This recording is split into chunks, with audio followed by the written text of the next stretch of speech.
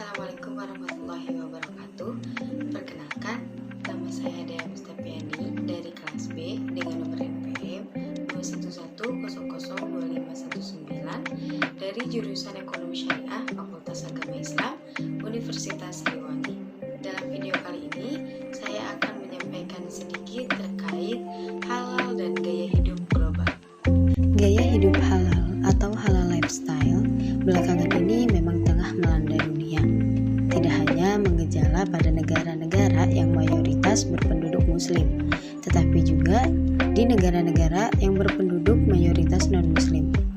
Kesadaran pemenuhan pangan halal meningkat di kancah global beriringan dengan menggeliatnya wisata halal global yang tidak melulu terbatas pada sektor destinasi wisata yang berkait situs keislaman atau religi, tetapi juga menyangkut pemenuhan kebutuhan-kebutuhan wisata itu sendiri. Kehalalan suatu produk menjadi kebutuhan wajib bagi setiap konsumen, terutama konsumen muslim. Dalam sistem perdagangan internasional, masalah sertifikasi dan penandaan kehalalan produk mendapat perhatian baik dalam rangka memberikan perlindungan terhadap konsumen umat Islam di seluruh dunia sekaligus sebagai strategi menghadapi tantangan globalisasi. Nah, di Indonesia sendiri, pengertian dari produk halal juga terdapat dalam Undang-Undang Nomor 33 Tahun 2014 tentang Jaminan Produk Halal atau JPH pada pasal 1 ayat 2 yang menyatakan bahwa produk halal adalah produk yang telah dinyatakan halal sesuai dengan syariat Islam. Nah, adapun tujuannya adalah untuk memberikan pelindungan dan jaminan tentang kehalalan produk yang dikonsumsi dan digunakan masyarakat. Jaminan mengenai produk halal hendaknya dilakukan sesuai dengan asas pelindungan, keadilan, kepastian hukum, akuntabilitas, dan transparansi, efektivitas dan efisiensi, serta profesionalitas. Oleh karena itu, jaminan penyelenggaraan produk halal bertujuan untuk memberikan kenyamanan, keamanan, keselamatan, dan kepastian ketersediaan produk halal bagi masyarakat dalam mengonsumsi dan menggunakan produk, serta meningkatkan nilai tambah bagi pelaku usaha untuk memproduksi dan menjual produk halal. Undang-undang JPH tidak hanya ditujukan untuk memberikan perlindungan dan jaminan kepada konsumen semata dengan pemberian sertifikasi halal. Produsen juga menuai manfaat dari undang-undang ini, yaitu dengan adanya kepastian hukum terhadap seluruh barang yang diproduksi, sehingga undang-undang JPH akan berdampak positif bagi dunia usaha. Jaminan produk halal untuk setiap produk juga dapat memberikan manfaat bagi perusahaannya, mengingat produk yang bersertifikasi halal akan lebih dipilih dan digemari konsumen sehingga dapat meningkatkan penjualan. Hal ini bukan saja diminati oleh muslim tetapi juga masyarakat non-muslim, karena masyarakat non-muslim beranggapan bahwa produk halal terbukti berkualitas dan sangat baik untuk kesehatan tubuh manusia. Itu artinya bahwa sertifikasi halal sudah bisa dikatakan masuk ke kancah global dan bisa menjadi gaya hidup halal secara global. Dalam prakteknya, gaya hidup halal merupakan gaya hidup dengan mempraktekkan dan mengaplikasikan nilai-nilai syariah Islam dalam keseharian hidup. Nilai-nilai Islam yang diimplementasikan dalam setiap aktivitas keseharian manusia dalam menjalankan kehidupannya. Sehingga dalam keseharian hidup manusia, nilai-nilai dan ajaran Islam akan menjadi way of life. Dengan kata lain, masyarakat muslim Indonesia akan mulai memilih-milih dalam melakukan aktivitasnya, tak terkecuali pada aktivitas ekonomi. Oleh karenanya, pasar harus merespon apa yang diinginkan dan diharapkan masyarakat sebagai konsumen. Dalam hal penerapannya, Indonesia telah memiliki banyak infrastruktur yang mendukung implementasi gaya hidup halal, diantaranya dengan adanya beberapa lembaga seperti LPPOM, MUI, BPJPH, Kementerian Agama, Kementerian Pertanian, serta dengan berbagai kerjasama dengan berbagai instansi dan lembaga.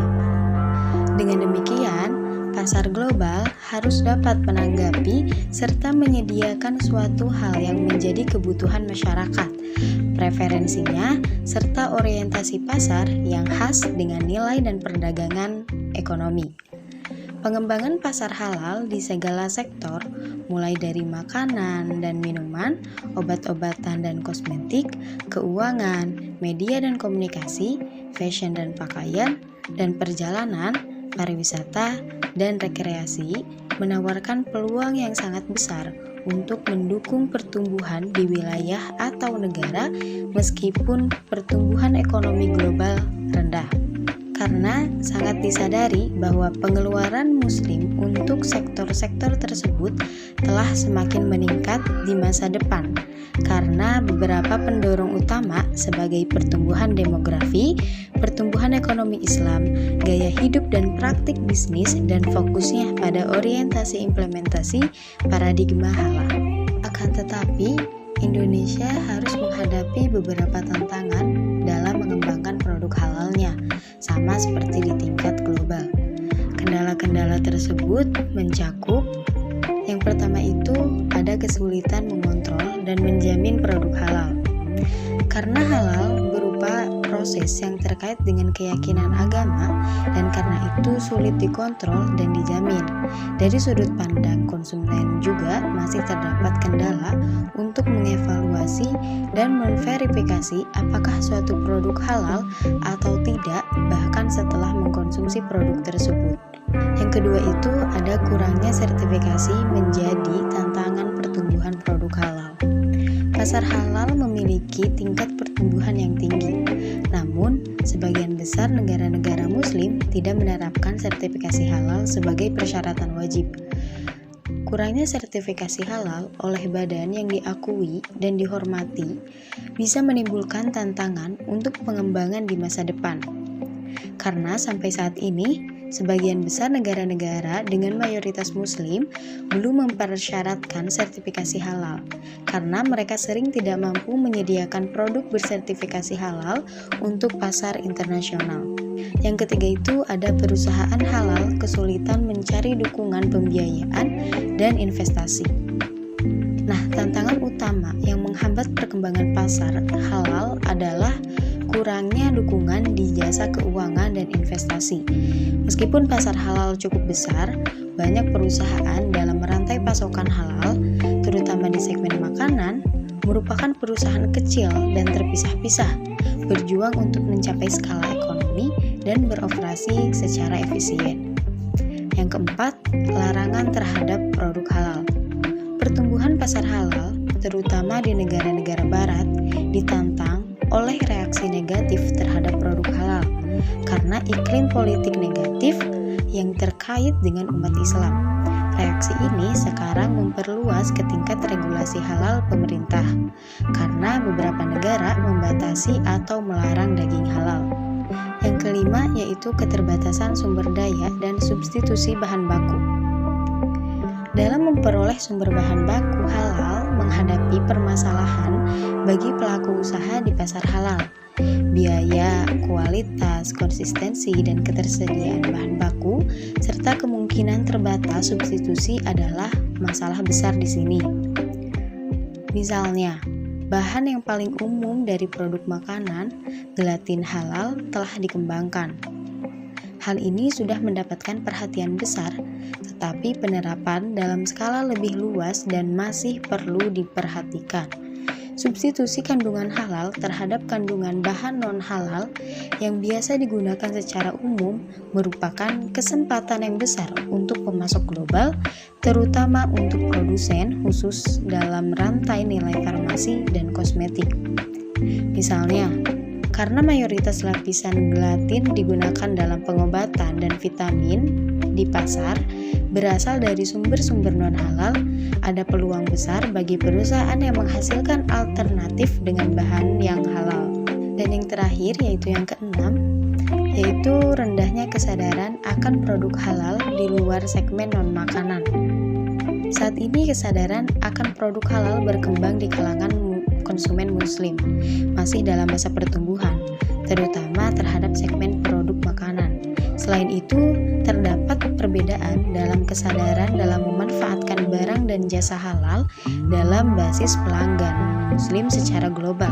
Misalnya, di negara-negara mayoritas muslim, kebanyakan konsumen akan menganggap semuanya kredibel halal, sementara di pasar yang mayoritas masyarakatnya non-muslim, konsumen akan mencari verifikasi halal. Sejumlah besar konsumen, terutama di pasar mayoritas muslim, yang ambivalen atau tidak menyadari bahan yang tidak diperbolehkan dalam obat atau kosmetik karena mereka mengasumsikan bahwa pemerintah mengelola hal itu. Terlepas dari adanya kendala tersebut, jumlah konsumsi halal baik di level nasional maupun global mengindikasikan adanya peningkatan minat masyarakat terhadap konsumsi halal. Beberapa faktor diantaranya yaitu seperti label halal dan Islamic branding berpengaruh terhadap peningkatan minat masyarakat dalam membeli produk halal. Konsumsi dalam Islam sendiri memiliki pengertian bahwa konsumsi adalah aktivitas manusia dalam memenuhi kebutuhan hidupnya. Aktivitas pemenuhan kebutuhan tersebut dilakukan dengan mengimplementasikan batasan-batasan yang telah digariskan Islam dalam berkonsumsi, yang berorientasi pada kepuasan dan kesejahteraan duniawi dan ukhrawi. Karenanya, konsumsi merupakan aktivitas ekonomi yang rutin dijalani oleh setiap manusia yang tidak dapat dihindari. Laporan yang dirilis Warta Ekspor Kementerian Perdagangan Republik Indonesia tahun 2015 menyebutkan bahwa tingkat konsumsi masyarakat muslim dunia terhadap produk makanan dan minuman halal tahun 2013 mencapai nilai 129 miliar US dollar dengan peningkatan mencapai 10,8% dibandingkan tahun sebelumnya.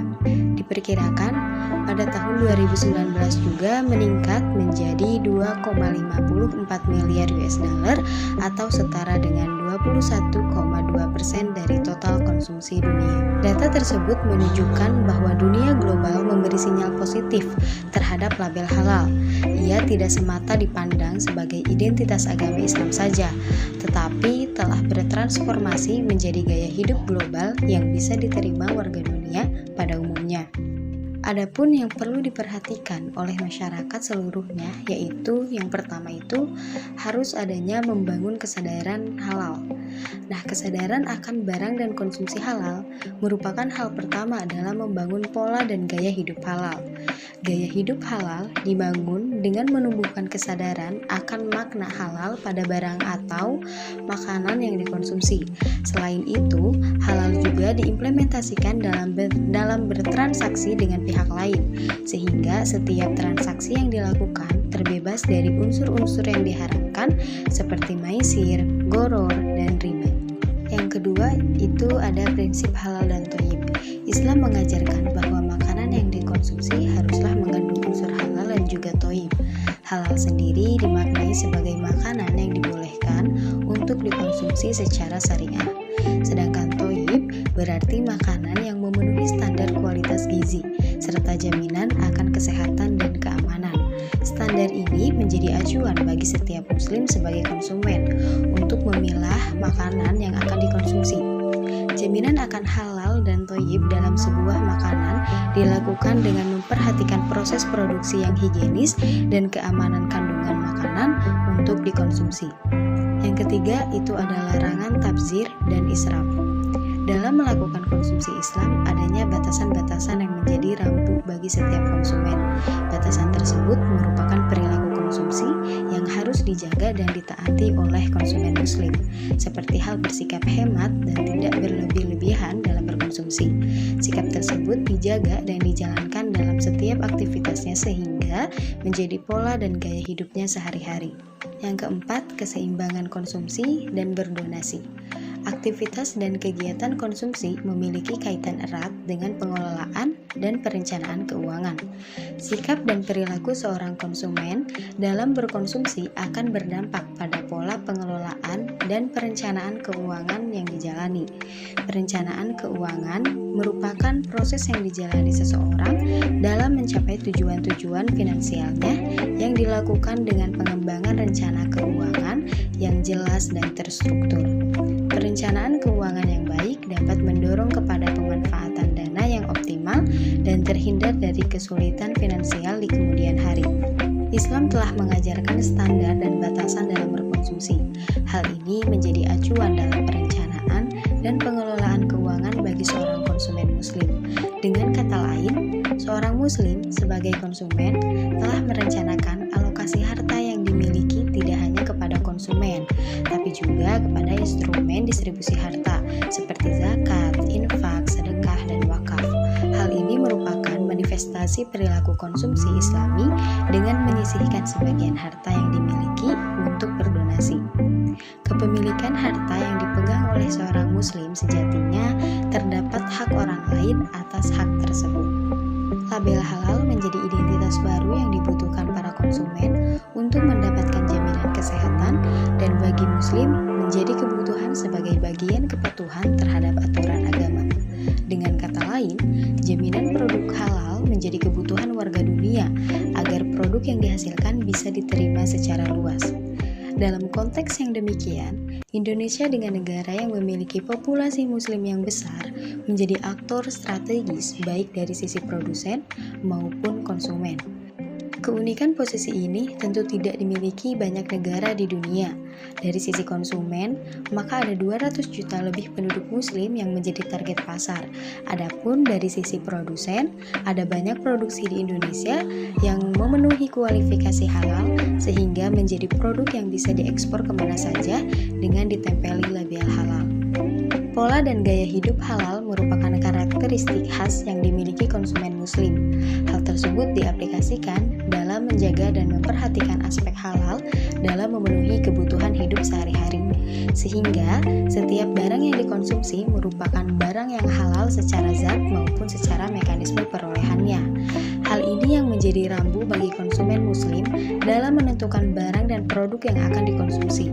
Untuk menjaga dan menaati rambu kehalalan tersebut, diperlukan adanya suatu tatanan sistem yang mendukung penerapan aturan dan ketentuan halal dalam menerapkan pola dan gaya hidup, khususnya dalam berkonsumsi. Ada beberapa referensi yang saya gunakan. Yang pertama bersumber dari jurnal yang ditulis oleh Mira Astuti pada tahun 2020 yang berjudul Pengembangan Produk Halal dalam Memenuhi Gaya Hidup Halal atau Halal Lifestyle. Yang kedua bersumber dari jurnal juga yang ditulis oleh Ade Nurrohim dan Prima Dwi Priyatno pada tahun 2021 yang berjudul Pola Konsumsi dalam Implementasi Gaya Hidup Halal. Dan yang terakhir saya mengambil dari buku yang ditulis oleh Abdul Halim, Hasan Ubaidillah, Nur Hafid, dan kawan-kawan pada tahun 2021 yang berjudul Buku Saku Halal yang diterbitkan oleh Sulur Pustaka di Jawa Tengah.